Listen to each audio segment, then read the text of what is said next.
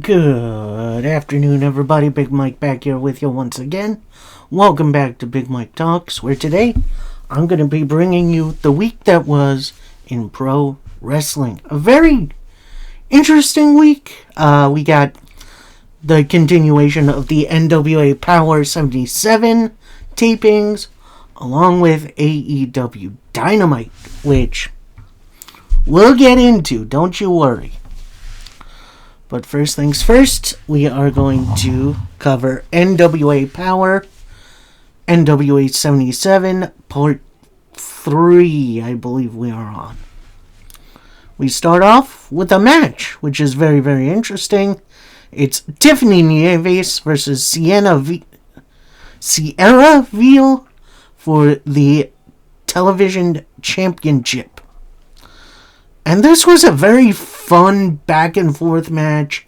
I do wish it went a little bit longer, but this was a fun little opener. Especially after Veal hates a shining wizard. But as she's going for the pin, Miss Starr, who is Tiffany Nieves' manager, pulls Veal's leg, leading to Tiffany Nieves to recover. Hit a combination kick leg drop, but Veal with a drop kick, and then gets her back in the ring. Tiffany with a eat defeat locks Miss Veal in the Royal set to pick up the win. Definitely an interesting little matchup. Like I said, I do wish it went a little longer. But if you're looking at it, this is match retention 5 for Tiffany Nieves for the television title. So that means she only needs 2 more defenses to get a world title match. So that's definitely going to be interesting. So this next segment, we go back to the Page family home. We have Kylie Page outside with Joe Kazana, where we reveal that it is going to be Joe Kazana's boys versus Kylie Page and her team in a little family versus family war at NWA 77. And Joe Kazana just insults Kylie, which is savage. And then Kylie gets fed up. It looks like she's about to hit him. Joe then says, "No, you wouldn't hit a man with glasses now, would you?" Kylie then reveals, "Yeah, I actually would."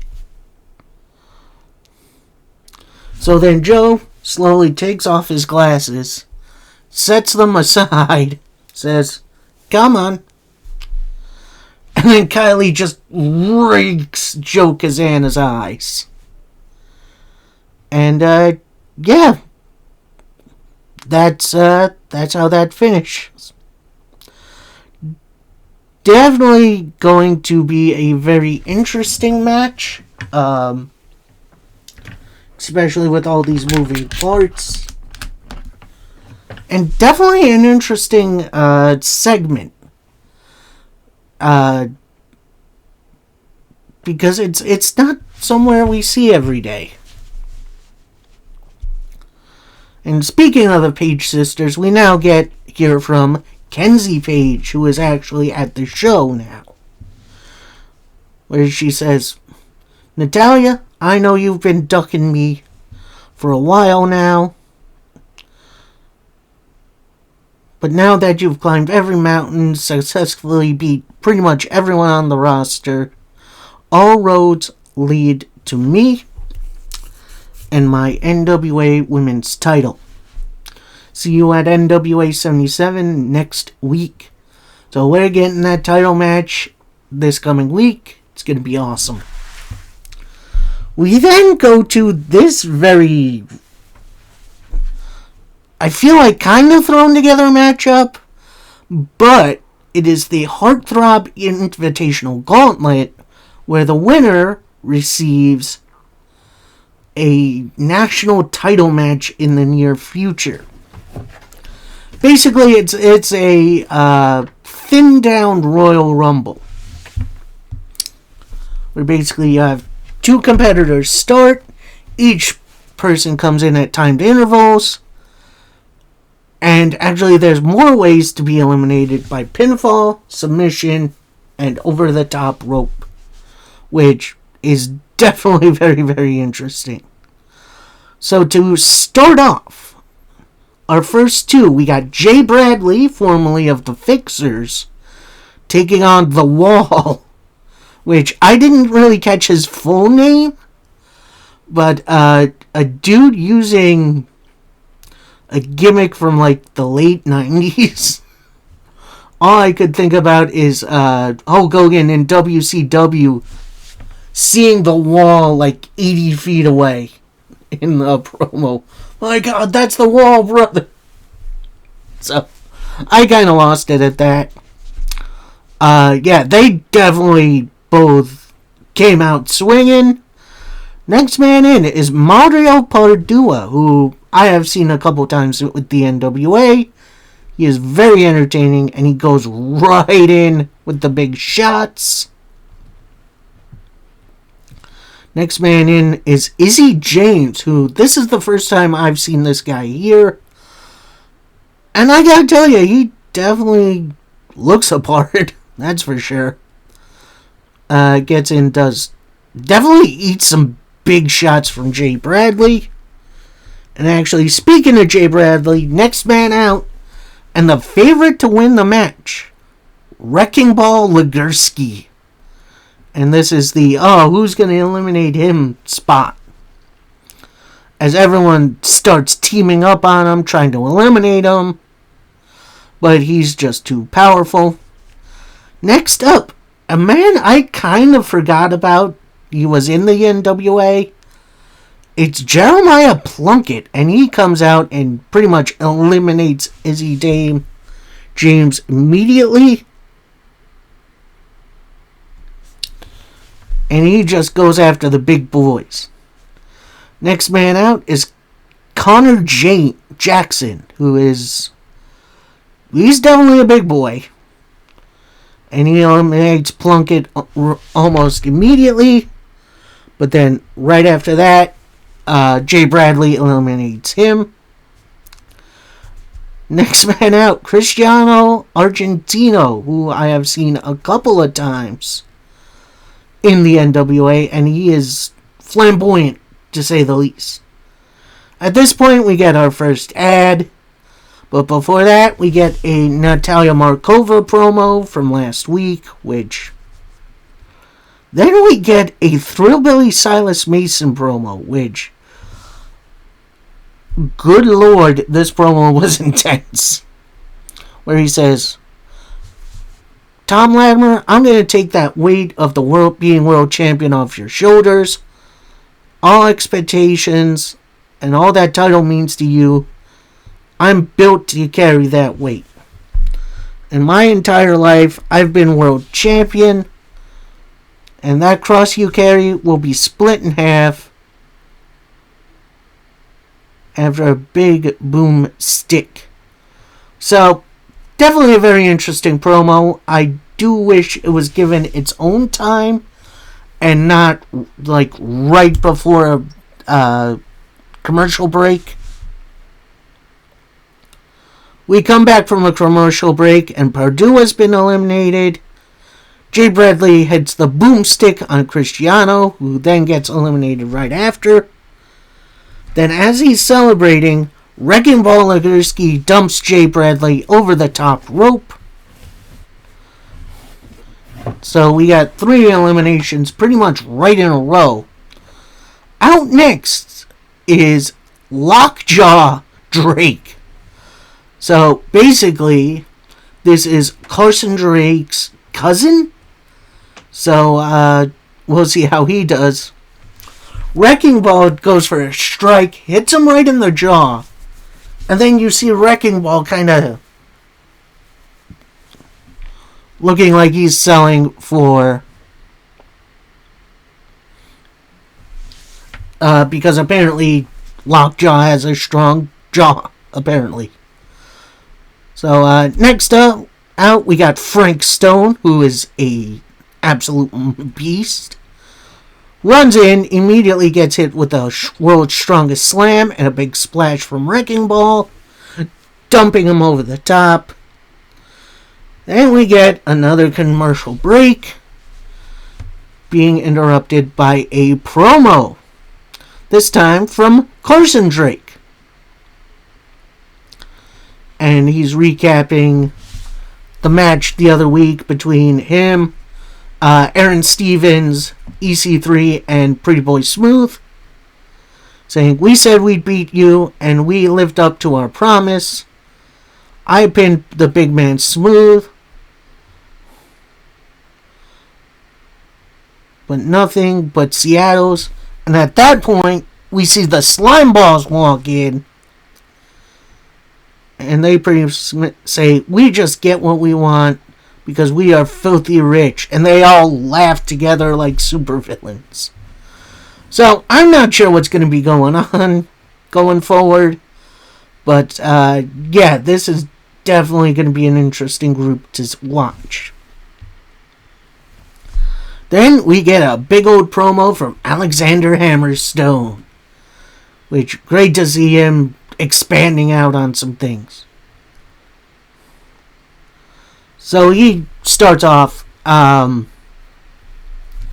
Kerry Morton, you more than earned your spot, but I did everything I said I would. I earned my spot here in the NWA. I proved I could hang with the best. So NWA, bring me your best. I can handle them. So, nice little promo from the big man.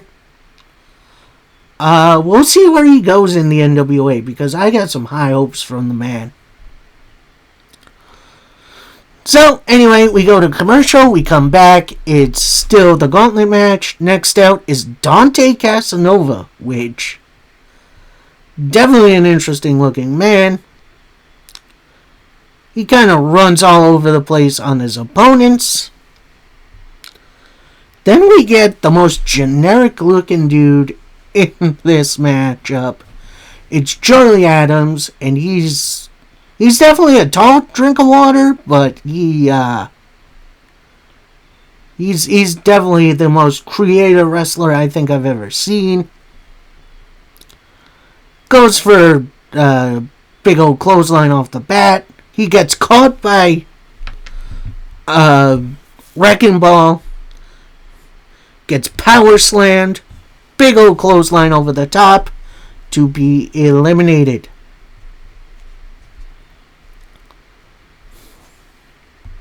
So at this point, everyone's teaming up on Casanova. Throws him over the top. But Casanova holds on. Dueling clotheslines. A low bridge on Wrecking Ball, who goes for a big attack. He holds on. Then his opponents with some drop kicks. And then a finger snap, which has Wrecking Ball fall to the floor. So I believe this is our final three. And yeah, these three went to absolute war.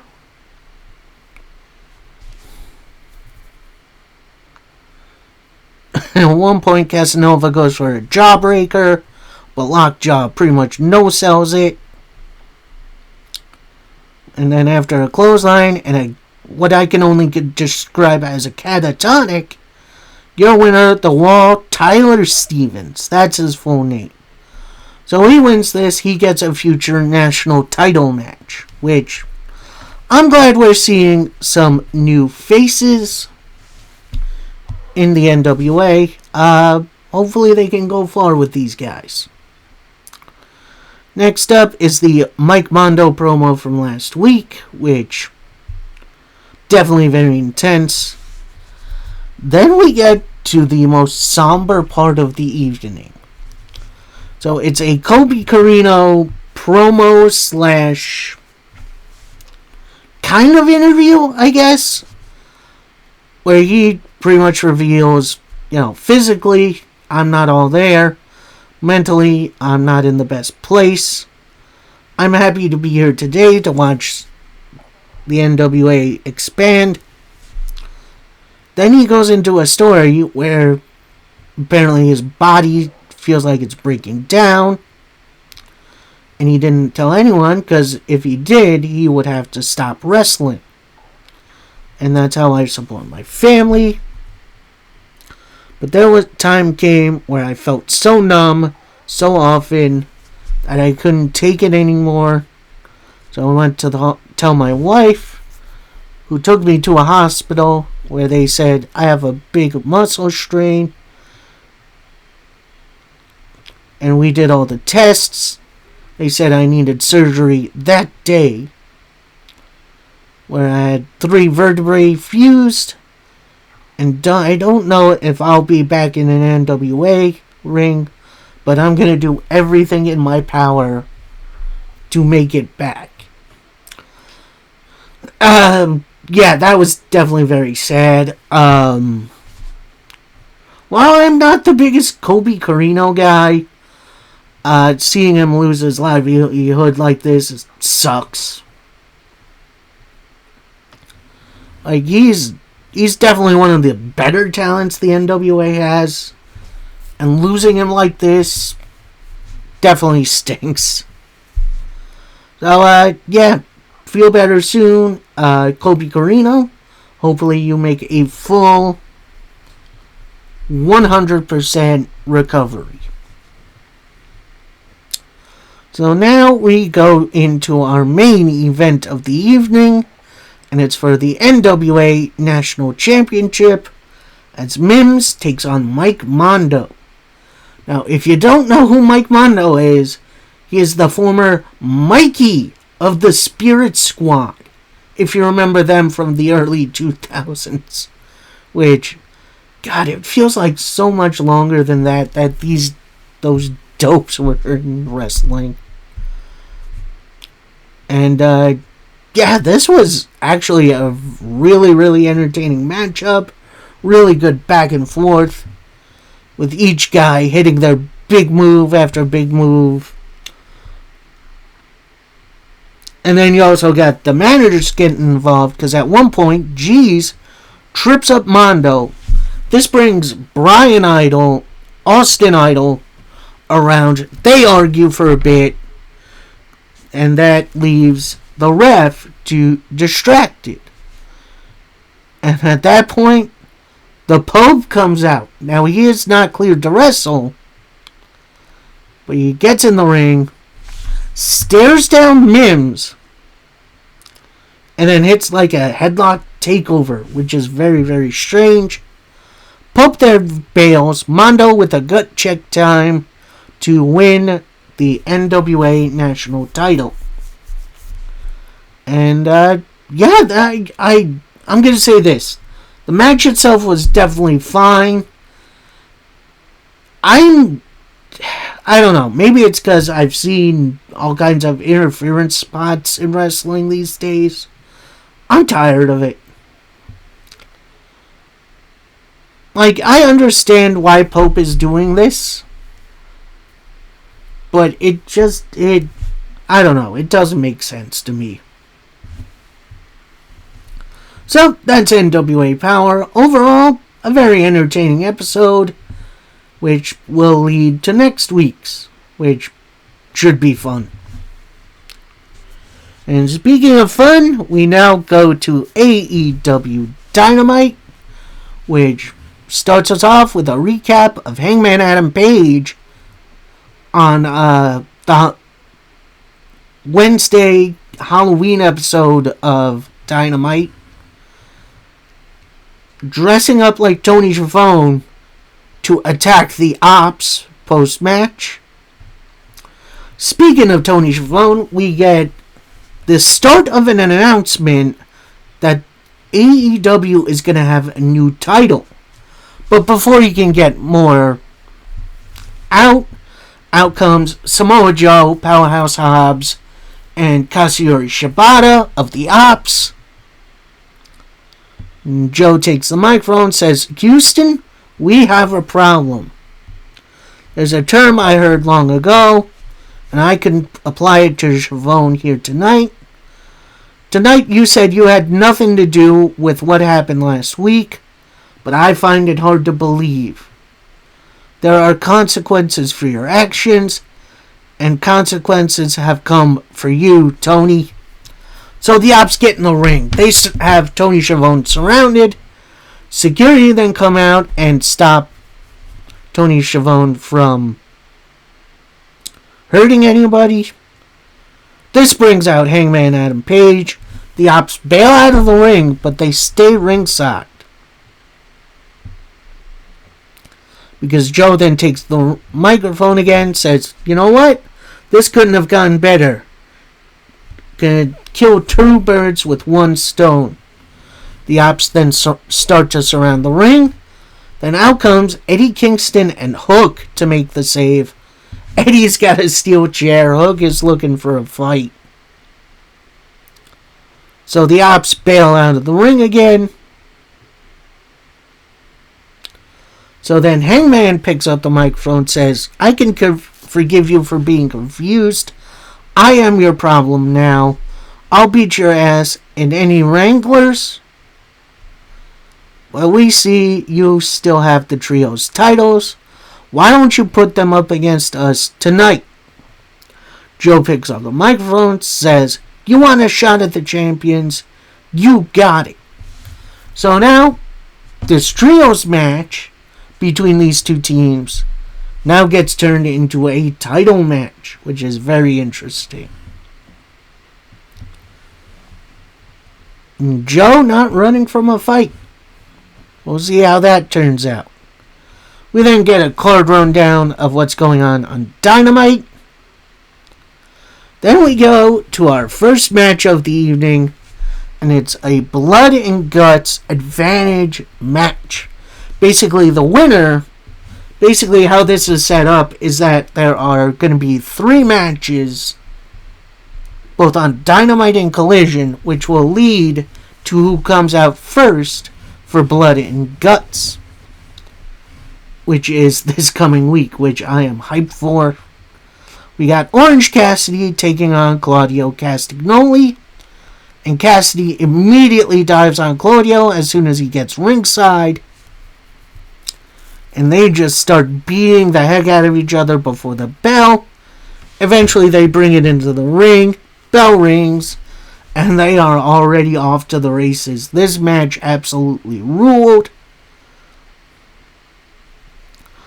One point, Orange Cassidy goes for the Orange Punch. That gets almost intercepted by Claudio. Hits a big old uppercut on Cassidy. And then Claudio then hits the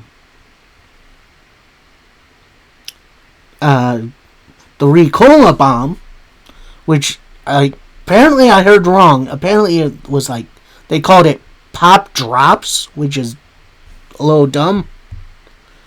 So your winner, getting 1 point of advantage for the Death Riders, Claudio Castagnoli. Yeah, that match was absolutely awesome. Cassidy's a man I feel like is being built up as a guy who can have a really good match with anybody. And it's really showing, because I don't think he's had a bad match since he's been here. Anyway, then we go backstage to a Mark Briscoe / Kyle Fletcher interview, which Briscoe states, 2 weeks ago, Fletcher, I challenged you for the TBS TNT title. I got a response from Callis, but not from you. And obviously the last time we fought, it took a swift kick to the family jewels to beat me. I know you're not satisfied with that win. So why don't we make that meaningless? And at Full Gear, we'll do a no DQ. So we see Fletcher stroking his chin. And no, he doesn't have a beard like mine. Don't you worry.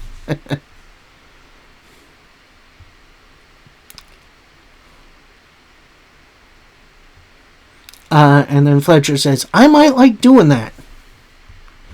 Then Callis jumps in and says, that's great. There's something from the both of you. But I want something else from you, Mark Briscoe.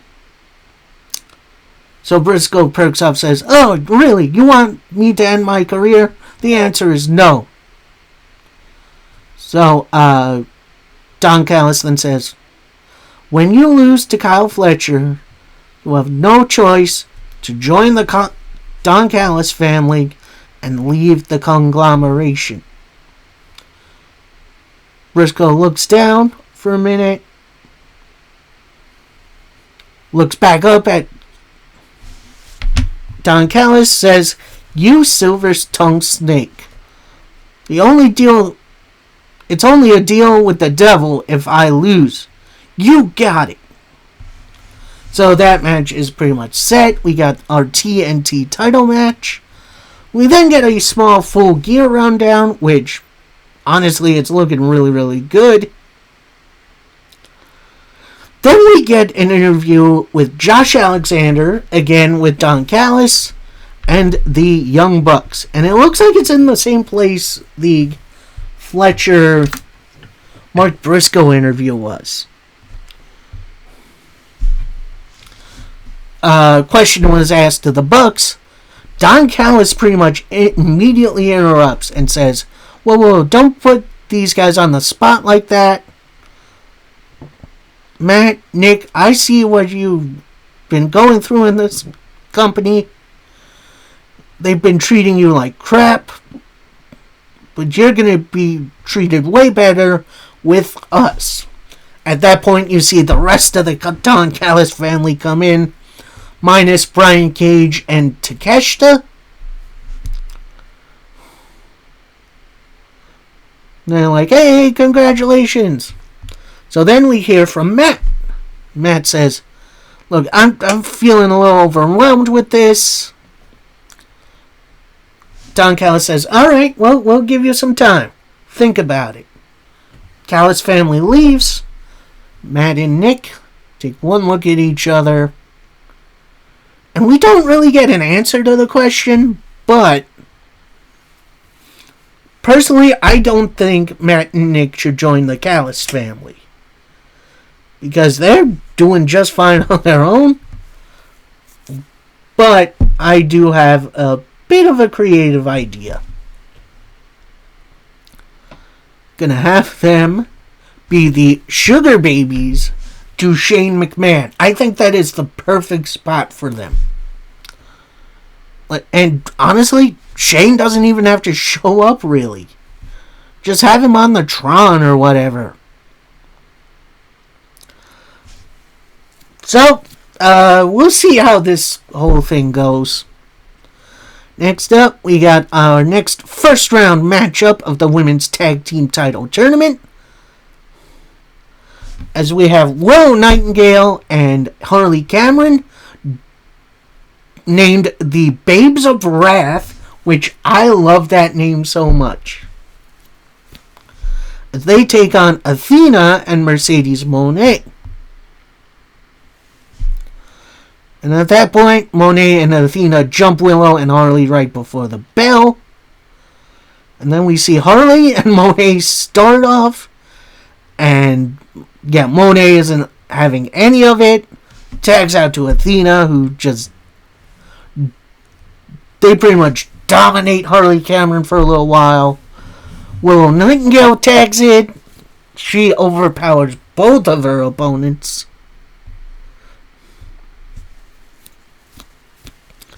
One point we see Athena hit the Codebreaker, Moné hit a backstabber, all on Harley, lock her in the Statement Maker, but Willow comes in, pounces Athena into Moné to break up the submission, which that was a great spot. Athena and Willow get tagged in, Willow with some honestly move for move with Athena. Hits what I can only describe as a GTS. Tags in Harley to do a combination Samoan drop follow a slam combo. Then out comes Billy Starks, which is very, very interesting. She goes over to the announce table, takes the Ring of Honor Women's TV title, which is Monet's. That's very interesting. But as she's going to escape up the ramp, Chris Statlander intercepts her.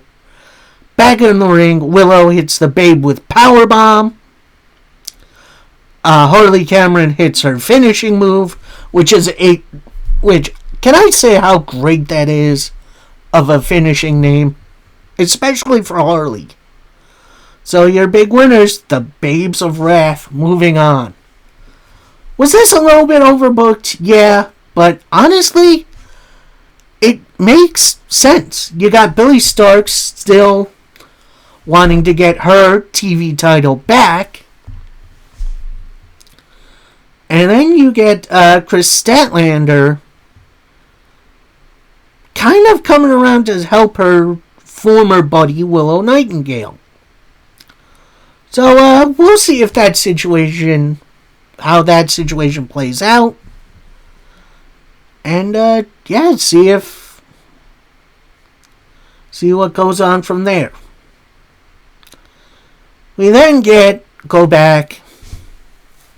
Tony Schiavone is in the ring on his own and announces brand new title, the AEW National title, which will be fought for in a gauntlet match at Full Gear, and will include guys from AEW, CMLL, I think they said Rev Pro, and all around on the independent circuit. Here's my issue. AEW definitely has way too many titles. Especially titles that essentially are the same thing.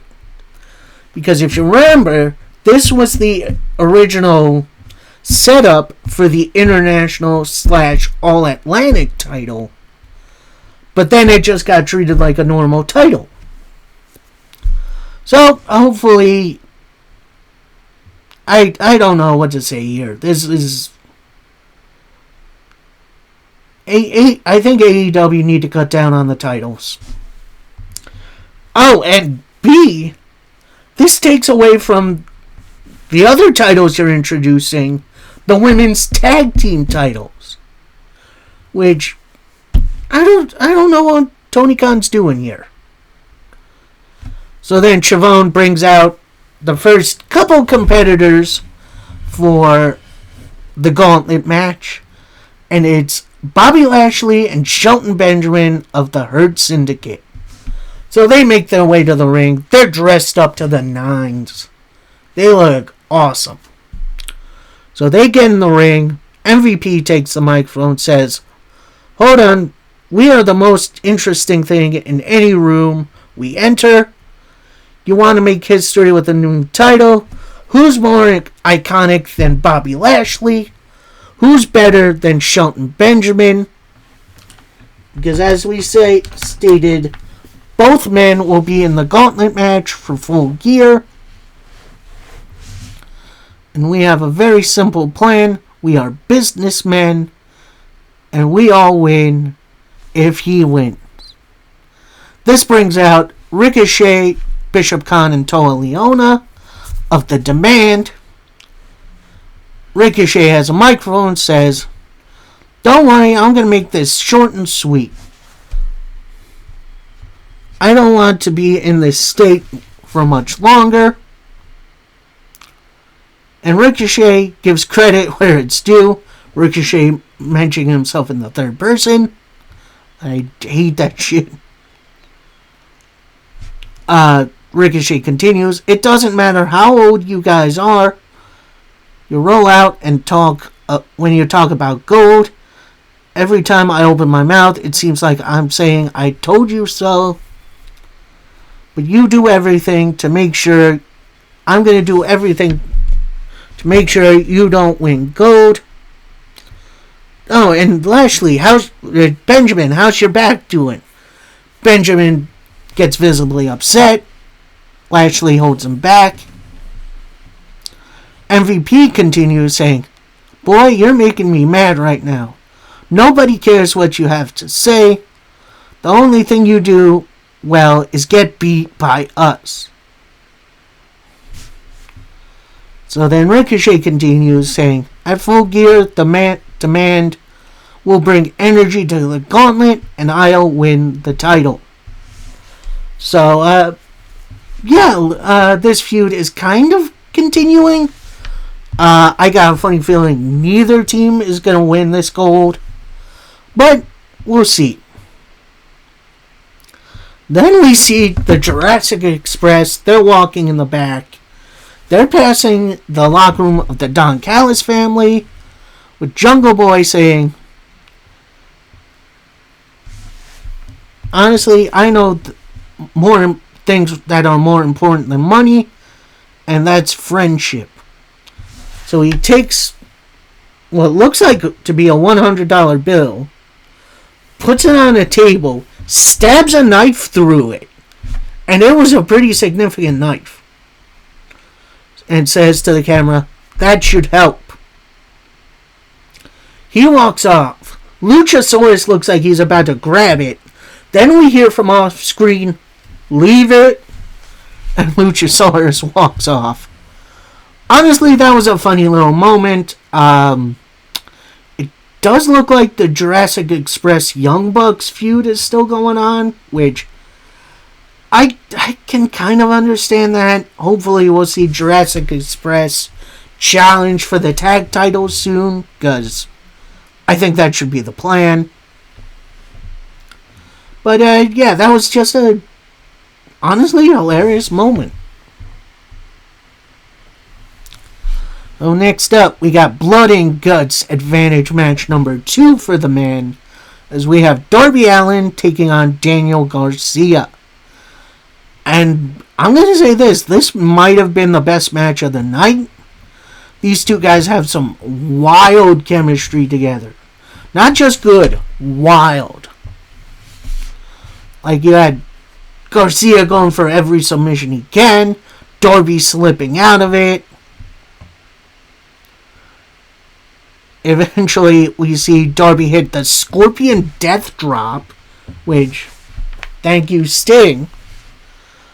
But he only gets a 2 count out of it. Goes for the coffin drop. That gets blocked. He gets tossed right into the steps.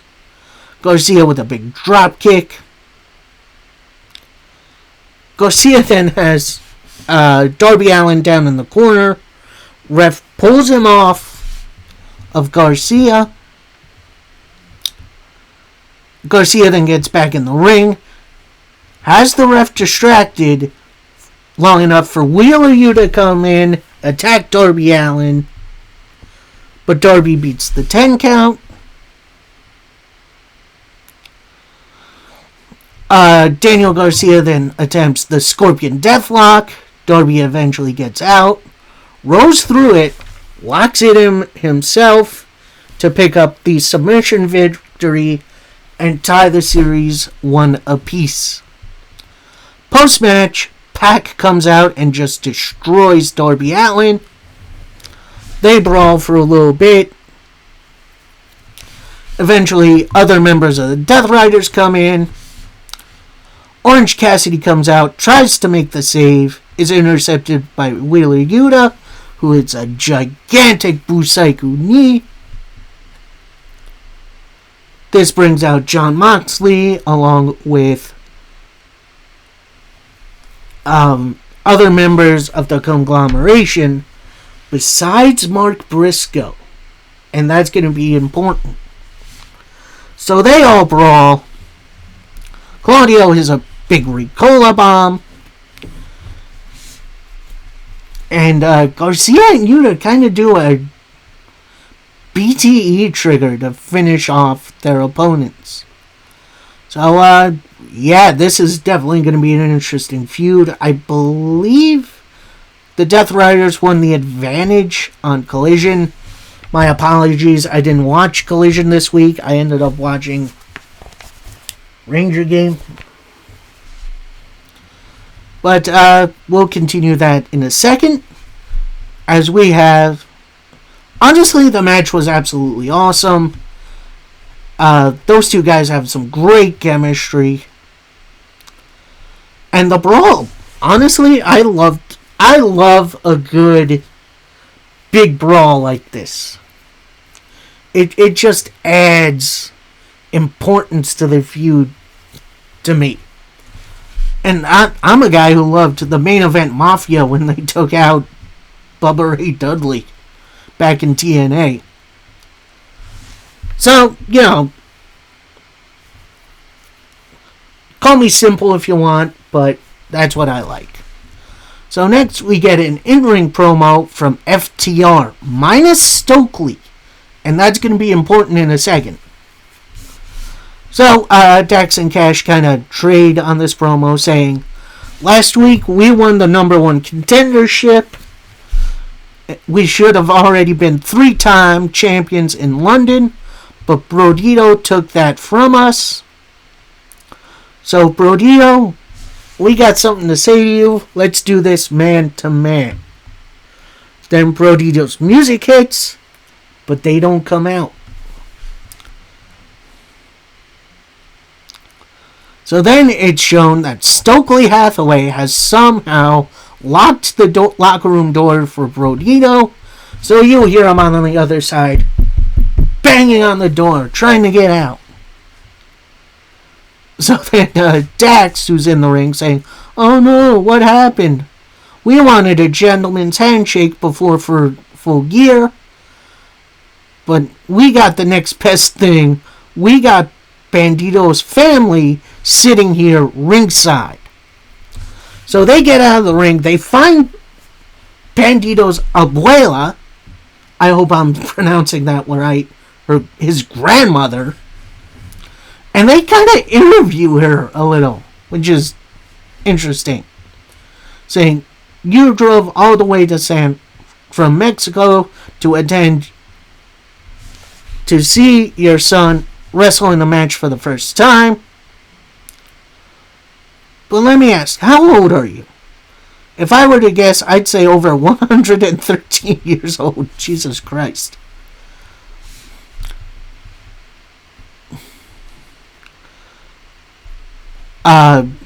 So then Dax continues, well, it's now past Halloween, but now it is your Day of the Dead. Explain how proud you are of Bandito. Looks like he's giving her the microphone. Before she can say a word, he takes it back. He says, pretty damn embarrassed to call him family.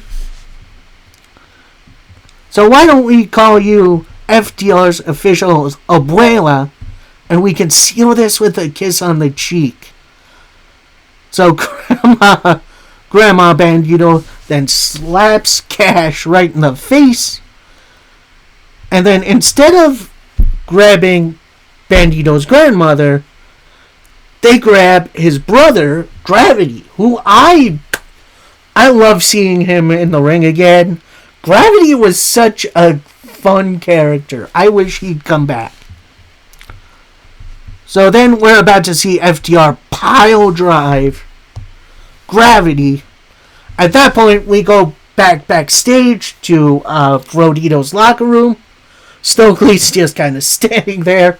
Then we see Brody King's arm bust through the wall of the locker room and just chokes Stokely. And the look on his face was of just pure terror. It was fantastic. Like I said, it looked like FTR was about to pile drive Gravity all to heck. But Bandito make the save. Brodito make the save. And run off FTR. I'm going to say this. I am enjoying the heck out of this feud. FTR involving Bandito's family, I absolutely love. Making it feel a bit more personal. And honestly, that last shot of Brody King busting out the wall, Kool-Aid Man style, was hilarious. We then get an awesome blood and guts hype video showing highlights from both the men's and the women's teams, which is just awesome.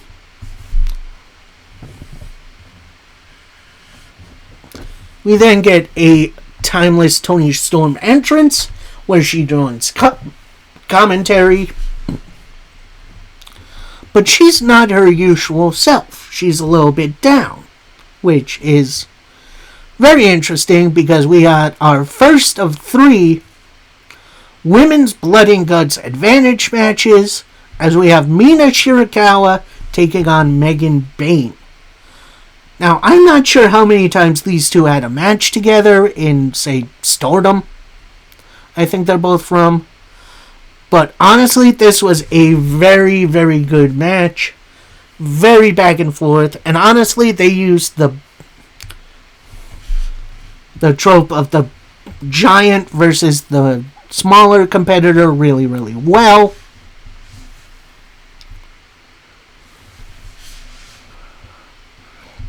With Mina Shirakawa hitting the sling blade off the top rope for a 2 count. She's about to hit the Glamorous Driver, but Marina Shafir, Megan Bayne's new tag team partner, comes out, chokes out Mina Shirakawa. Toni Storm then fights off Mina Shirakawa for a bit. But Mina then reels from the powerbomb from Megan Bayne, picking up the win. And before Bayne and Shafir can attack Mina Shirakawa, Toni Storm gets in the ring with a chair, running them off for a little bit. But then the Triangle of Madness come out, so that's Sky Blue, Thekla, and Julia Hart come out, just overwhelm Toni Storm. That gets Shafir and Megan Bayne back in. Then out comes Jamie Hayter, Willow Nightingale, and Harley Cameron to make the save. We then kind of see Mercedes Moné come out, but she's about to walk to the back again. This brings out Chris Statlander, who attacks Moné on the ramp, and we have a big brawl from all the women. So, I'm going to say this. Like I said, I loved a good old big brawl between teams like this. I feel like we could have done this a bit differently. Like, this kind of feels shot for shot from what the men had. But, ultimately, it's fine. I get what they're doing here. And then we got our main event of the evening, as we get the trios titles on the line. So we get Hangman Adam Page, Hook, and Eddie Kingston taking on the Ops, who are defending the titles. And this was an absolute war. Everybody threw big shots at each other.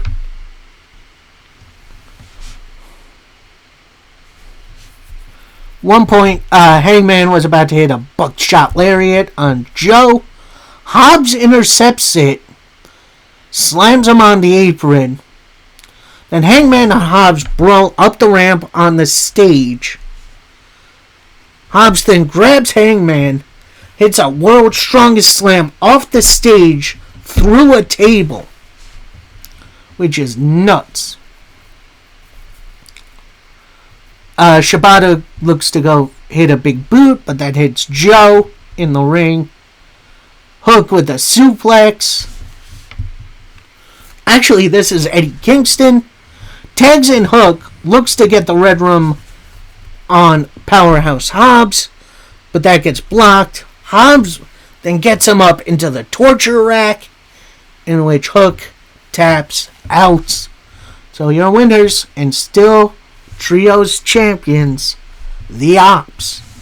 But wait, before the show goes off the air, it is announced next week for Blood and Guts, we get Hangman Adam Page versus Powerhouse Hobbs in a no DQ match. Oh boy, that's gonna be interesting. So, yeah, that was Dynamite. A very, very fun episode. Overall, this week in wrestling was very, very entertaining. Also, that trios match was just a whole lot of fun. And, yeah, that'll do it for me. I hope you all enjoyed yourselves. Till next time, happy wrestling, everybody. Peace.